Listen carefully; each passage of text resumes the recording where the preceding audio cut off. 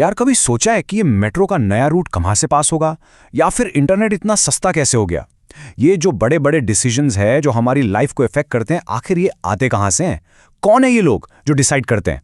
तो सवाल ये है कि आखिर ये देश चलता कैसे है। चलिए आज इस पूरी मशीन को आसान भाषा में समझते हैं। एक सेकंड के लिए सोचिए, आपकी लाइफ का सबसे बड़ा, सबसे टफ डिसीजन क्या था? करियर चूज करना, शादी करना, घर खरीदना। एक छोटा सा फैसला लेने में हम कितना सोचते हैं, राइट? अब जरा इमेजिन कीजिए 140 करोड़ लोगों के लिए डिसीजन लेना। Education, health, defence, economy. My God, ये कितना ज्यादा कॉम्प्लेक्स होगा। ये काम कोई एक इंसान तो बिल्कुल नहीं कर सकता।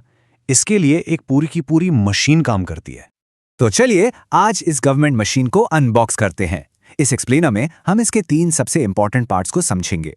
सबसे पहले रूल मेकर्स यानी नियम कौन बनाता है, फिर एक्शन टेकर्स यानी उन नियमों पर काम कौन करता है, और आखिर में इंसाफ के रखवाले जो ये चेक करते हैं कि सब कुछ रूल्स के हिसाब से आखिर हो भी रहा है या नहीं। रेडी हो? Let's go.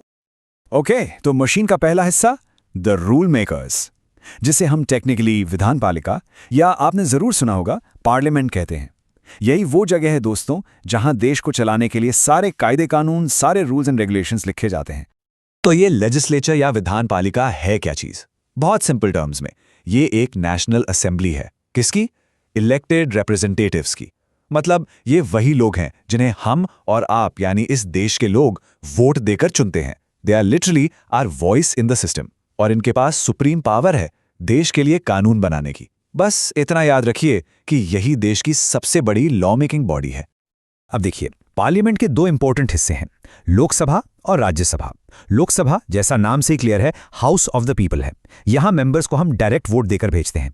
इसीलिए जब बात पैसे की आती है या सरकार बनाने या गिराने की, तो इसके पास सुप्रीम पावर है। राज्यसभा काउंसिल ऑफ स्टेट्स है जो अलग अलग स्टेट्स को रिप्रेजेंट करती है। ये भी बहुत इंपॉर्टेंट है, लेकिन ये नो कॉन्फिडेंस मोशन से सरकार को नहीं हटा सकती, और अगर कोई मनी बिल है तो उसे सिर्फ 14 दिन तक रोक सकती है। इसलिए ज्यादातर मामलों में फाइनल से हमेशा लोकसभा का ही रहता है। चलो इसको एक फैमिली की तरह समझते हैं। मान लीजिए पार्लियामेंट हमारे देश रूपी परिवार के ग्रैंड पेरेंट्स या घर के बड़े बुजुर्ग हैं। वो क्या करते हैं? वो घर के नियम बनाते हैं जो परिवार के हर एक मेंबर को फॉलो करने पड़ते हैं। वो पूरे परिवार की इच्छा और उनकी समझदारी को रिप्रेजेंट करते हैं। सिंपल है ना? ओके, अब आपके लिए क्विक सवाल, पॉज करके सोचिए। अगर आपको एक हाउस में मेजॉरिटी चूज करने का मौका मिले तो आप लोकसभा चूज करेंगे या राज्यसभा?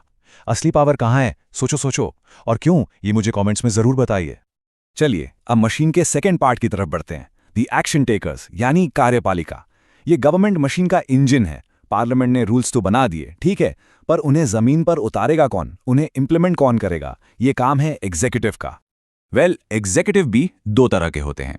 एक तरफ है पॉलिटिकल एग्जीक्यूटिव्स यानी हमारे प्राइम मिनिस्टर और उनके मिनिस्टर्स, जिन्हें हम हर 5 साल में चुनते हैं। ये टेम्पररी होते हैं, पॉलिसी डिसीजंस यही लोग लेते हैं। दूसरी तरफ है परमानेंट एग्जीक्यूटिव।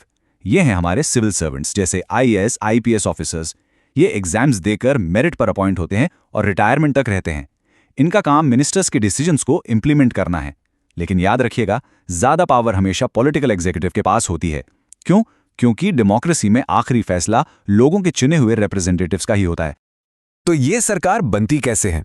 प्रोसेस काफी सीधा है। स्टेप 1, लोकसभा इलेक्शंस होते हैं। हम जाते हैं, वोट डालते हैं और अपने एमपीज चुनते हैं। स्टेप 2, जिस पार्टी या गठबंधन को मेजॉरिटी मिलती है उसके लीडर को president of India, prime minister बनने के लिए इनवाइट करते हैं। स्टेप 3, पीएम फिर अपनी टीम बनाते हैं यानी काउंसिल ऑफ मिनिस्टर्स चुनते हैं और प्रेसिडेंट उन्हें अपॉइंट करते हैं। अब ये काउंसिल ऑफ मिनिस्टर्स एक बड़ी टीम है जिसके 3 लेवल्स हैं। सबसे इंपॉर्टेंट और सबसे पावरफुल इनर सर्कल है कैबिनेट मिनिस्टर्स का। ये टॉप लेवल लीडर्स हैं जो सबसे इंपॉर्टेंट मिनिस्ट्री संभालते हैं। Finance, defence, home affairs, you name it. Petrol का प्राइस क्या होगा से लेकर नेशनल सिक्योरिटी तक देश के सारे बड़े डिसीजंस इन्हीं की मीटिंग्स में लिए जाते हैं। बाकी 2 टियर्स जो हैं, ministers of state independent charge और मिनिस्टर्स ऑफ स्टेट, वो इनकी हेल्प करते हैं। और इस पूरी टीम के कैप्टन कौन है? The prime minister. PM he government के हेड होते हैं। वही कैबिनेट मीटिंग्स को लीड करते हैं। किस मिनिस्टर को कौन सा काम देना है ये भी वही डिसाइड करते हैं।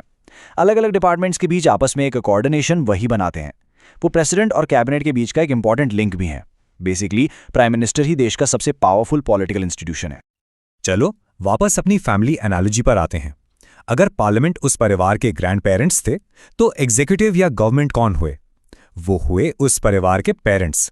यही हैं असली काम करने वाले।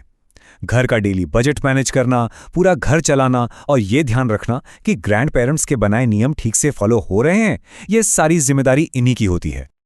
और अब आते हैं मशीन के तीसरे और आखिरी लेकिन शायद सबसे इंपॉर्टेंट हिस्से पर, the referees, the guardians of justice, न्यायपालिका या द जुडिशरी। इनका काम है ये देखना कि मशीन के बाकी दोनों पार्ट्स यानी लेजिस्लेचर और एग्जीक्यूटिव रूल्स के दायरे में रहकर ही काम कर रहे हैं, अपनी मनमानी तो नहीं कर रहे। जुडिशियरी का सबसे बड़ा हथियार, सबसे बड़ी पावर है जुडिशियल रिव्यू। इस पावर से कोर्ट्स पार्लियामेंट के बनाए किसी भी कानून को या गवर्नमेंट के किसी भी एक्शन को अच्छे से चेक कर सकती है। और अगर कोर्ट को लगता है कि वो कानून या एक्शन हमारे कॉन्स्टिट्यूशन, हमारे संविधान के खिलाफ है, तो वो उसे अनकॉन्स्टिट्यूशनल यानी असंवैधानिक बोलकर रद्द कर सकती है। ये पावर पर एक बहुत बड़ा कंट्रोल है। तो जुडिशरी के कई इंपॉर्टेंट रोल्स हैं। ये हमारे कॉन्स्टिट्यूशन की गार्डियन है, हमारे फंडामेंटल राइट्स की प्रोटेक्टर है।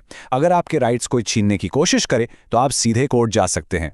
ये हर तरह के झगड़े सुलझाती है, दो लोगों के बीच, लोगों और सरकार के बीच, या दो स्टेट गवर्नमेंट्स के बीच। और सबसे इंपॉर्टेंट बात, ये लेजिस्लेचर और एग्जीक्यूटिव से बिल्कुल आज़ाद यानी इंडिपेंडेंट है। लेकिन एक बहुत बड़ा चैलेंज भी है। विलियम ग्लैडस्टोन ने सदियों पहले कहा था, justice delayed is justice denied, यानी देर से मिला इंसाफ नाइंसाफी के बराबर होता है। और ये कोट इंडिया के कॉन्टेक्स्ट में कितना सच है, ये नंबर देखिए। 4.5 करोड़ उससे भी ज़्यादा केसेस हमारी अलग अलग कोर्ट्स में पेंडिंग हैं। ये एक बहुत बहुत बड़ा चैलेंज है जो हमारा जुडिशियल सिस्टम फेस कर रहा है, जिसकी वजह से लोगों को टाइम पर इंसाफ मिलने में बहुत मुश्किल होती है। तो चलिए अपनी फैमिली एनालॉजी को कंप्लीट करते हैं। जुडिशरी उस परिवार के वाइज एल्डर यानी समझदार चाचा या बुआ की तरह है। जब भी परिवार में कोई झगड़ा होता है तो वो आकर फेयर डिसीजन लेते हैं। वो चेक करते हैं कि पेरेंट्स, ग्रैंड पेरेंट्स के बनाए रूल्स को ठीक से फॉलो कर रहे हैं या नहीं, और जब रूल्स को लेकर कोई कंफ्यूजन हो तो उसे सही तरीके से समझाते हैं। उनका फैसला आखिरी होता है और परिवार में सब उसकी इज्जत करते हैं। तो हमने पूरी मशीन अनबॉक्स कर ली है, ग्रैंड पेरेंट्स, पेरेंट्स और वाइस एल्डर। बट आखिर इस सबका आपके और मेरे लिए क्या मतलब है? How does it affect our daily lives? Let's talk about that. देखिए, सिंपल है। लेजिस्लेचर यानी पार्लियामेंट आपकी आवाज है और आपके भले के लिए कानून बनाती है।